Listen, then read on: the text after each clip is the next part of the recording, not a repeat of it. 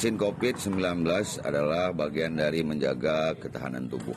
Sangat dibutuhkan bagi seluruh masyarakat, baik itu yang sangat rentan, dan seluruh masyarakat itu wajib divaksin karena memang manfaatnya sangat berguna bagi kita. Karena dalam keadaan pandemi seperti ini, kita mungkin itu menambah kekebalan tubuh bagi kita semua. Kita berharap dengan divaksin seperti ini, seluruh masyarakat paham bagaimana manfaat tentang vaksin itu dan sangat baik bagi kita semua.